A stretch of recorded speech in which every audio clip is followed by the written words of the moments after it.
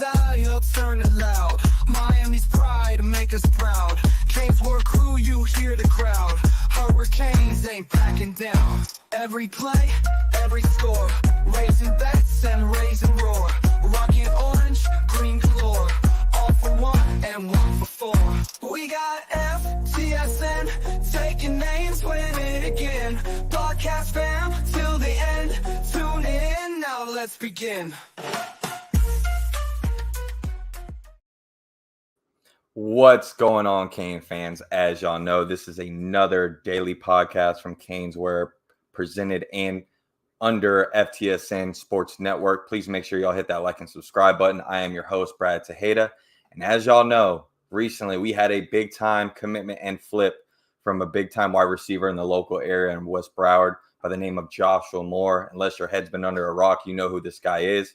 But I want to bring up someone who knows him even better, right? And I'm talking about head coach Brian McCartney for West Broward High School. He's coming off a big blowout against Everglades as well. 4-2, great football program. They've been producing a lot of great talent in the last few years.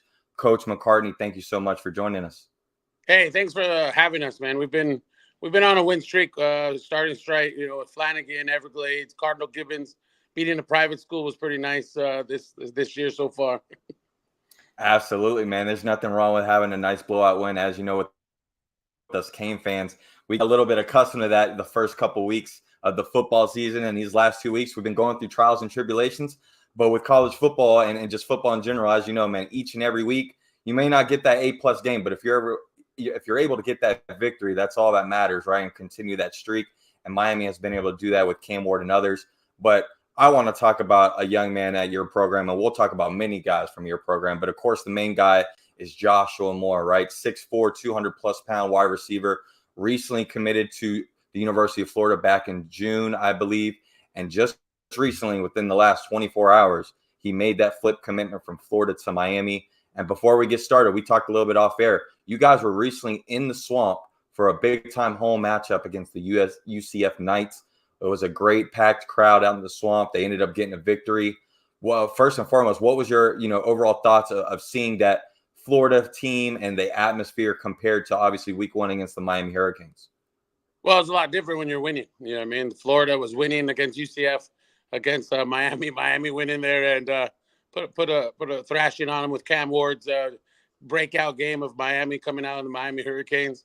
But it was a great atmosphere, honestly. Coach Napier and Billy Gonzalez and all those guys had those guys ready for the UCF. I think UCF fans thought they had a shot to beat them, and Florida dominated them all game. And the atmosphere was amazing. Let me tell you, the lights turning off, all the colors, all the Tom Petty day. It was Tom Petty was playing in the fourth quarter.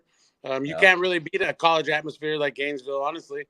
It's one of few places when you're winning, that place is packed, loud, and crazy, Absolutely. Me being living here in Gainesville, I know exactly how that fan base and how that crowd is, especially with big time games when they end up winning, right? But going back to Josh, you mentioned about the atmosphere, and it's kind of hard to get anything close to UF when it's packed, when they're winning, when it's a night game. And to your point, Josh has been committed to Florida for a couple months until recently in the last 24 hours. Before we get into Joshua's game, tell me a little bit about just the process through his recruitment. Obviously, sophomore, junior year, he had 50 catches each year, right around 1,000 yards, 9 to 11 touchdowns each year. Going into his senior year, this is a player that can go anywhere in the country, in my opinion. When you turn on the tape, he's got every attribute you can want or imagine when you're wanting to create that wide receiver, right? Especially on the outside.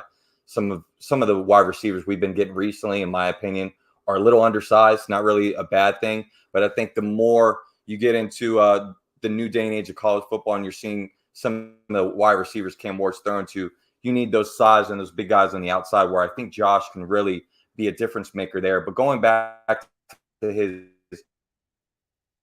commitment date to Florida, what made you feel like, at the time in June, Joshua wanted to lock down that visit at Florida, just going backwards a few before we get to the future? Right. Josh and his family were done kind of with the recruiting process at that moment, and they fell in love with Florida. Coach Napier, the University of Florida, Billy Gonzalez, Katie, from the top to the bottom, really took care of them. You know what I mean?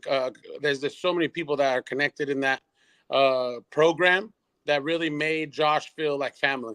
And they still love the University of Florida, honestly. And Coach Cristobal and them, really kept pursuing him throughout this process. But in the month of June, it was like back and forth between, Florida State, Miami, Florida, Georgia was still in there. And it was like going back and forth. And Josh really just had a big, gigantic heart for Florida. He really wanted to work with DJ Lagaway and take it to the next level and kind of do what he did at West Broward. Florida's like, slowly coming up, and he wanted to kind of put it on his back and really show what he could do with that freshman class. And, he really believed he could do it. Now, before we fast forward to the last 24 hours of him obviously making that flip commitment to Miami, I want to talk specifically about Josh and his game. And there's not too many people that know his game better than you, obviously, being the head coach. When you turn on his tape, when you look at his stats, like I said before, physical stature, everything pops out, right? When you turn on the tape, this is a young man that can high point the ball, very athletic, and even the yak, right? The yards after the catch, how he's able to, form his body and kind of maneuver in certain ways that most big body receivers like himself aren't used to doing, right? Those things really stick out. But I want you to specifically tell me some of the things in Joshua's game that don't necessarily stick out on the film, and maybe you have to be there on the sidelines, there in practice, or even, in the classroom. Tell me some things about Josh or more that most people aren't going to know if they go to Twitter or just look at his huddle film. Josh is one of the happiest kids you'll ever run into. And he always has a smile on his face. He's very respectable. His parents raised him the right way.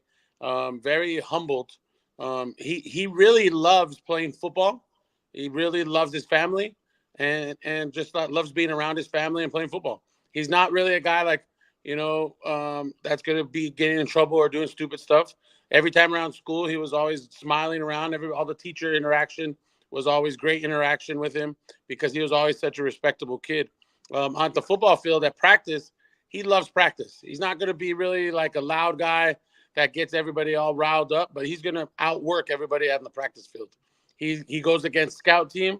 He goes for the scout defense. He's the receiver. When he's on offense, he's the receiver. He doesn't care. He just wants to practice. We've been blessed with a great wide receiver coach, Coach Kadeem Goldberg. He's been with me for all 4 years, and he's really molded Josh into this hardworking football player, man. For a 6'4" guy, he's not your clumsy type of dude. He really runs routes like a slot receiver. And yep. The last 4 years, you've seen a lot of the one-handed catches, all that stuff. Now that's become normal for us. Like he does that at practice at least probably once or twice a day. And the backflip everybody saw whenever he scored against Cardinal Gibbons, everybody was like, "Oh my God, he did a backflip." I'm like, that kid's done a backflip every day since freshman year. Like, that's nothing for us. It's like he's really helped build West Broward into a name in South Florida that we never had before. It's only been around 16 years. And when I took the job, Josh showed up as a freshman the year after COVID. And, he at that moment, he was 6'2", probably like 190. And I'm like, I saw his dad, how gigantic his dad was. And I remember Josh, when he was playing at the Coastie Raiders, my son played against him. And I was like, that kid was an athlete. I was like, man, we could build something special with this kid. And he's done it. And he's been loyal. He's nothing but a truth guy. He doesn't want fluff. He doesn't want, he's okay with being coached hard. He from top to bottom, he's a great kid. He goes to my daughter's soccer games. He's around my wife and kids, not because of a great player he is. It's because of the great kid he is. And his parents are just like our own family. So I have it's nothing but just humbled and hardworking. That's all I can say about that guy. I tell you what, a lot of the great points you made about Josh that I didn't know personally, I mean, it just really hits home because it just makes sense on why he flipped to Miami and why Mario and the staff just continued to pursue someone like Josh and not, back down from obviously him being committed to another school at the time. It just lines up with so many other recruits that we've gone after and landed in the last 2 or 3 years, like between the family atmosphere, right? Someone that's going to be hardworking on and off the football field, great character. Those were all great things that you mentioned about Josh, where, Kevin Beard says it best, right? We know you can play wide receiver, right? That's why we started recruiting you. That's why we offered you. But what are you like as a person and a human being off the football field? And to your point, you made so many great points about Josh that I think is really going to impact this football team in the next 3 to 4 years, and him and his family personally. But going back to like some of the special things that Josh does, right? I want to bring up this right here. Josh, I mean, you talk about it, right? The one-hand catches that look so easy. I mean, that looked like a play that he does, like you said, once or twice a week in practice, and he just makes it look like it's nothing, right? And the range, I mean, the tracking the ball, not worried about the defender. It's really just him against the field, right? He's almost on an island, regardless who lines up against. And then the goal line fade route right here, right? This is something that Miami fans have been wanting and missing for years. And unfortunately, we just haven't been able to recruit some of the big body guys like a Joshua Moore. And of course, yards after catch. I mean, look how smooth he is running that ball. Well, what has been the most surprising thing? I like you said, everything seems like it's kind of natural for Josh, right? But you've been with him from the beginning to end now, him being a senior. What has been like either the most surprising thing you've seen Josh do, whether it was on or off the football field, it could even be from a leadership standpoint, or just something that caught you off surprise throughout his career? There's two things, honestly, and it's actually happened this last year. Josh is one of the hardest working kids in the weight room. Most of the time, wide receivers hate the weight room. I hate to say it like that, but most wide receivers or DBs, they're all about speed, 7-on-7, 7-on-7, all that stuff. Josh did 0 travel 7-on-7s, 0. He got invited by everybody. He got everybody, DEF CON, all those guys invited him, and he thought about it, but his dad was like, no, you're going to focus on your craft with your wide receiver coach, get stronger in the weight room. Where I'm from, my wife and I, we're from New Mexico, and we're really Texas-style football. Like the weight room's huge for us. Mm-hmm. So Josh's weight room, people don't understand, he's literally 20 pounds away from the 1,500-pound club with power clean, deadlift, squat, and bench. He benches like 275, 280. He power cleans the same 275. He squats close to 495 or 485. Like his numbers are out the door. And he's 6'4", 210. And he drops down when he catches a power clean. He drops down. And then Josh, if you watch bring back Cardinal Gibbons, we have a kick return at the end of the game. It's like I forgot which. I think it's like 107 or something like that on the clip. But we're down by 7. There's a minute left. Him and another guy we're going to talk about later, Amos Bradford, are in the back of our kickoff return. Amos catches it, boom, takes off, and Josh cuts him off and runs in front of him to make sure no one tackles him. And honestly, you watch the film right away before like the 8 or 9 yard line. There's a kid from Cardinal Gibbons about to get Amos, and Josh cuts him off to score the winning touchdown. And Josh was always the first guy to celebrate with his team. Like down in South Florida, there's a lot of reputation of selfish kids. Yep. And Josh is like the epitome of opposite of that. He's one of the hardest working kids in the weight room. And when I saw that play, I sent that to Coach Cristobal, Coach Napier, all the coaches that have recruited him. I said, "This is the kid you're getting." I didn't send the catch that he did a backflip on earlier in the day, like he did a twist and did the spin on 2 guys on Cardinal Gibbons. That was great too. But we see that with Josh. That's normal for Josh. But seeing a kid that is fighting for that win is the kid that people want to recruit nowadays. And you brought up a very good point about, all these 7-on-7 teams, especially locally in South Florida. As people know that follow recruiting like myself, in the last few years, 7-on-7 circuit has really done a tremendous job at helping guys kind of get on the map and get those schools that maybe necessarily not might have looked at them, right? And to your point, the fact that Josh had the opportunity to really go anywhere he wanted in 7-on-7 and decided to just hone in on his craft, that goes to show you the buy-in and how confident he is in himself, right? And you got to love that. But between that and just being a team player and just, to your point, the personality of who Josh is as a person, I mean, I think a lot of Cane fans are going to really love this kid other than just turning on the huddle film. And you brought up another name from your high school as well. I want to get to those guys too. even though Joshua Moore is now a Miami Hurricane, I want you to be able to have this platform to kind of give us some names that not only Miami fans, but every school in the nation needs to start looking out for. You guys are, like I said before, coming off a big time victory, blowout, 4-2, got a long season ahead still. Give me some other guys, whether it's upperclassmen, underclassmen, that not only Miami fans, but everyone in the nation needs to look out for. Yeah, man, we've been blessed this year. No one knew who West Broward was 4 years ago. And honestly, let's be real. Everybody thinks of West Broward like, where's that? And, Josh came in and stayed loyal with us and built this program with us, along with some other of his 2025 kids that are going to some of the mid-majors, like Kelvin Reyes, FIU, Zaire Pierre going to Eastern Michigan.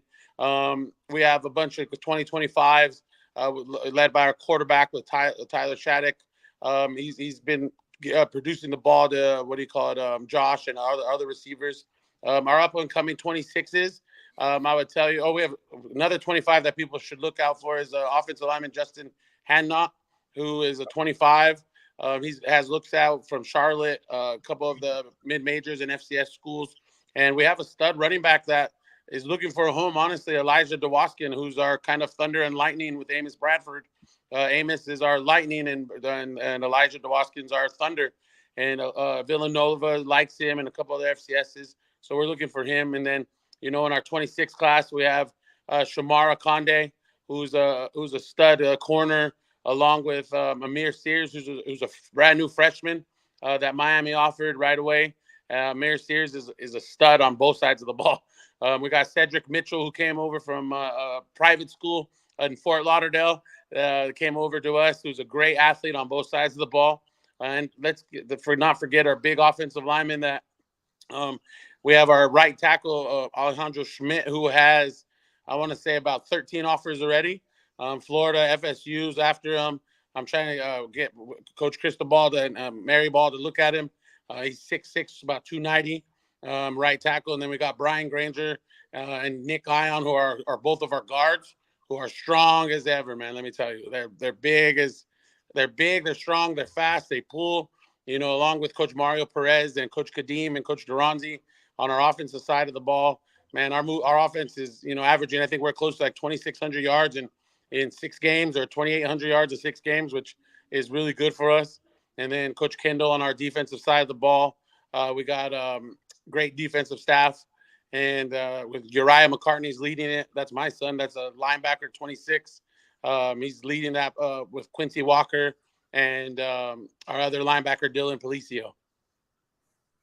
Man, you got to love that. And you mentioned your son also playing under you as well. So being able to have that relationship with your son and also with all these other players, and, my dad being a former high school coach himself, these relationships that you build with some of these other kids, along with having your own son on the team, being able to kind of have that ground where it's like, I'm the dad and then I'm the coach. And then also, understanding from a son's point of view, like having all these other family members, right, on your team, because they're not just teammates, right? As you know, once you have a team, and like yourself, you've been invested for 4 years, this is family now, right? You talked about Josh being around your family all the time.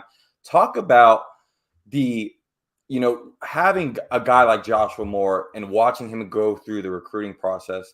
How does that not only help you with him, but how does that help you with other players on your team, especially like someone like your son, kind of walk through that recruiting process and being able to see firsthand with a guy that's kind of been able to get all the D1 offers, everything out on the table. And really, he's a guy that is the opposite of what you said of some of these other guys, not only locally, but just all across the nation. The wide receiver position, let's be real, it's more of a diva type of position. For the most part, most of your best players are the divas. But then you got those unicorns, right? The guys that literally just put their head down and don't speak much, like a Devontae Adams, like a Joshua Moore, right? How does that relationship happen, and how are you able to orchestrate, and what kind of things benefit you from having a guy like Joshua Moore also help guys on your team? Honestly, I've been just truly blessed by God himself, honestly. He's taught me a lot how to build the relationships with these young men and making them better young men. Our job as coaches is not the X's and O's and winning games. That's the easy part. It's making them become a brotherhood. And we have a senior spotlight every Monday night. and we usually talk to like 4 seniors for Monday. And it doesn't matter if kids have transferred in or if they've been with us for 4 years. All they talk about is the brotherhood and the friendship these guys had. And like Josh has become close friends with my sons, some of his other receivers like Jakari, Amir, Amos Bradford. Kids have transferred in, and then all of a sudden they're like, "Oh, we're West Broward Bobcats, blue. We bleed blue, man." Like they want to be here forever. They come to our house, for barbecues, whatever. It's about going back in time, to 10, 15 years ago, where football was about brotherhood, family, faith, family football. Build it tight, build it strong. It doesn't matter what religion you are. Just have some type of faith in something, and then family together, and then football. And football is the easy part. The rest is South. I believe sometimes South Florida we get washed up with, oh my God, this kid transferred here. This kid Listen, man, I'm gonna go with the guys that are in my building, and we're gonna win football games with those guys. I ain't gonna go chase people. I ain't gonna beg people. Like, I'm a high school football coach. I got a family. I got a wife. I got 4 kids. I'm gonna worry about them, take care of them, and my God blessed me with something that gave me a football team, and we're blessed to kind of make them stronger young men with my coaching staff, and all of our coaching staff has the same mentality. So the wins have become fun. They're exciting. Getting Josh to college is awesome, but honestly, Josh and the other kids that are signing in December is like even better, because the last 3 years that I've been here, we've put probably 18 kids in Division II and Division III schools, which a lot of people in South Florida, they forget about that money that's out there. There's a lot of money in D2 and D3, man. Not everybody's a D1 athlete. So us as coaches got to get them into some schools that like believe in them, Opportunity is everything. All you need is one chance. Once you get that one chance, you do what you can with it. And I mean, kudos to you and your staff for literally honing in, perfecting your craft, and kind of blocking out the outside noise. Because to your point, especially in South Florida, it's so easy nowadays, especially how they have the transfer portal with college. Now they have it with high school, the NIL stuff. We had it before college. What are you talking about? Yeah, we had it before college. Exactly. We taught the college coaches. Exactly. So I mean, you got all the ropes and things that you have to go through. But I mean, having someone like Joshua Moore and others just be dedicated and kind of honing it and saying, "Hey, I'm going to stick this through from beginning to end." You don't find that nowadays, especially with a unicorn like Joshua Moore and others. You talk about the spotlight, right? And I think one thing in particular that I've noticed when I talk to recruits or just college athletes that are getting into college in general is a lot of these colleges and coaches, they want these players and athletes to play multiple sports, to play multiple positions. You brought up earlier someone, Joshua Moore, when you look at his body and just his arm strength of just being able to reach and grab from anywhere, you immediately think like, oh, this guy has to play corner as well, right? He has to play safety, or his whole life, maybe he's played both ways. Or when you watch him yards after the catch and you see that 21 miles per hour, clock ticker of Joshua Moore run track. Tell me a little bit about what Josh does outside the game of football. I know you said earlier that he's really invested into just the sport of football and perfecting his craft, whether it's in the weight room or on the field. But does he do anything else besides football to really get himself in shape, or is this really all it is? No, he's doing all kinds of multiple trainings. Coach Kadeem that I was telling you about, my wide receiver coach, he also does speed training. We're a very pro track type of program, but we need to kind of like a better track. Organization at our school to kind of funnel our kids into. So our wide receiver coach is kind of like our track guy. Really focuses on that stride and all that explosion stuff. And that's Coach Kadeem. And honestly, with Josh, he works on everything with him, and not just him. All of our kids that want that extra work, he's out there working with them, and doing a lot of different work. Our strength, it goes to Coach Duranzi, Lawrence. That's our offensive line coach. I keep everything in house, and like I told you, just blessed. And Josh does everything. He works out. He's outside trying to catch balls with Coach Kadeem or the quarterbacks. He's always trying to work, and he loves fishing. He's I don't know if that helps with his catch like that. No, but I know his dad played basketball growing up. He played at FIU and stuff like that. So I think a lot of that natural trait from his dad, and his his competitiveness is from his dad and mom, that made him tough, and that's what kept him humble and kept him line straight. Was those two parents, man? They've always kept God with him and kept him protected and kept him close. And I love it, man. I think Cane fans and all football fans are really going to enjoy Joshua Moore and also what you're talking on this podcast today. I got two more questions for you before we get you out of here. Yeah. First one is this, right? When I talk to some high school receivers, especially in South Florida, right? When I bring up this, they're always just like, I'm me. Like, I want to be me, nobody else. But there's always that one or two guys, especially you as a head coach, where you watch the highlight reels or some of the things he does in practice or in games. And you're like, man, that looks like this guy on Saturdays or this guy on Sundays. Give me one or two guys that you feel like complements Josh's game, like just someone that fans definitely know on Saturday or Sundays where it's like, all right, this could be a good comp to Joshua Moore. Let me see. I think Josh, compare him a little bit to DK Metcalf for Seattle. I hate to say it like this, but I think Josh is going to surpass that with his hard work ethic that he's going to have, because DK moves and he's very athletic and does a lot of stuff. But I think Josh is going to be able to do some other things like slot receivers could do, whereas DK is more that bigger type guy. But if you're looking at the one-handed catches, the athletic ability, the strength, I would say DK Metcalf on Sundays. Saturdays, honestly, I haven't really seen that many tall, big receivers going out there and competing like I would see Josh. The only one I would say that is kind of exploded is from South Florida, Jeremiah Smith.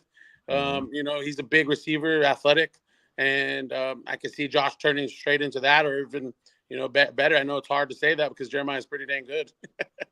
Listen, when he first committed to Florida, obviously, as I said at the beginning of the show, I live here in Gainesville, and I told Gator fans straight up, I go, enjoy the commitment now, because I know, knowing Mario, knowing Kevin Beard, this is one of the guys that got pegged at the top of the list. And this is a young man that we don't have many guys on our roster, even currently to this day, that have the attributes, the physical, and all the talent that Josh carries with him. So, I'm glad and very, him being in the orange and green the last 24 hours. I know you're not the only one, man. You're not the only one.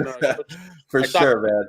Coach Cristobal, Coach KB, and Coach Dawson, and they're such great people, and they were just super electric. I think their energy is going to keep Miami and South Florida protected from this hurricane, because they're just going to have it all protected with that electricity because they're pumped up.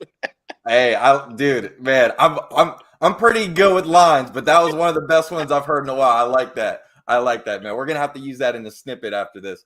Last question for you before we get you out of here. What is your message to Cane fans listening to this about Josh Moore? What kind of player are they getting? Let's see, message.